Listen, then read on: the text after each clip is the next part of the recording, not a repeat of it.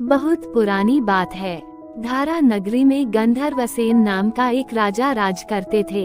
उसकी 4 रानियां और 6 बेटों का परिवार था। सभी पुत्र चतुर और बलवान थे। लेकिन एक दिन राजा की मृत्यु हो गई।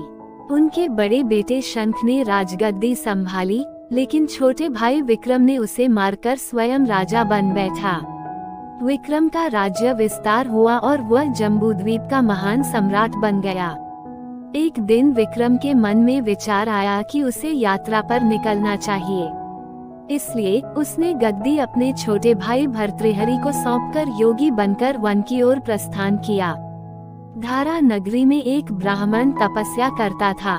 एक दिन देवताओं ने प्रसन्न होकर उसे एक अमर फल दिया। ब्राह्मण ने वह फल अपनी पत्नी को दिया, लेकिन पत्नी ने कहा, अमरता का क्या करेंगे, इसे राजा को दे दो और बदले में धन ले आओ। ब्राह्मण ने राजा भर्तृहरि को फल देकर 1 लाख रुपए प्राप्त किए। राजा भर्तृहरि ने वह फल अपनी प्रिय रानी को दिया। रानी ने फल को अपने प्रेमी कोतवाल को दे दिया, जिसने फल एक वेश्या को दे दिया।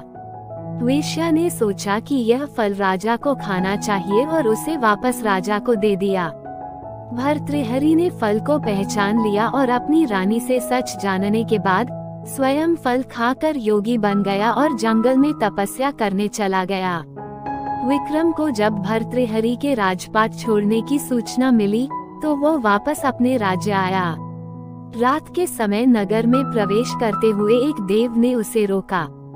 विक्रम ने देव को पराजित किया, जिसने उसे सतर्क किया कि एक योगी उसे मारने की फिराक में है। एक दिन एक योगी राजा के दरबार में आया और उसे एक फल देकर चला गया। राजा को संदेह हुआ कि कहीं यह वही योगी तो नहीं।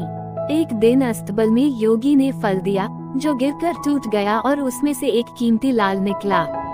योगी ने कहा, राजन, मैं एक मंत्र सिद्ध कर रहा हूँ, जिसके लिए तुम्हारी सहायता चाहिए। रात को अकेले मेरे पास आना। राजा निर्धारित समय पर योगी के पास पहुंचा। योगी ने उसे एक सिरस के पेड़ पर लटके मुर्दे को लाने का आदेश दिया।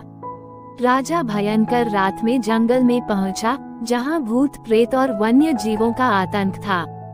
राजा ने मुर्दे को पेड़ से उतारा, लेकिन मुर्दा बेताल खिलखिला उठा और फिर से पेड़ पर जा लटका। राजा ने उसे फिर से उतारकर बगल में दबाया। बेताल ने शर्त रखी कि यदि राजा रास्ते में बोलेगा तो वह लौटकर पेड़ पर जा लटकेगा। राजा ने शर्त मान ली और बेताल ने कहानी सुनाना शुरू किया।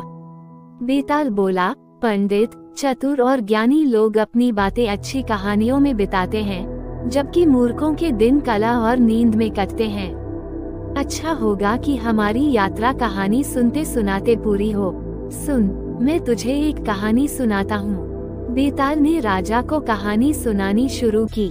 उसकी कहानियां विक्रम को मंत्रमुग्ध कर देती और हर बार एक नई रहस्यपूर्ण घटना सामने आती। विक्रम की साहसिकता और बेताल की कहानियों का ये सिलसिला अनंत चलता रहा, जिससे विक्रम की बुद्धिमानी और साहस का निखार होता गया।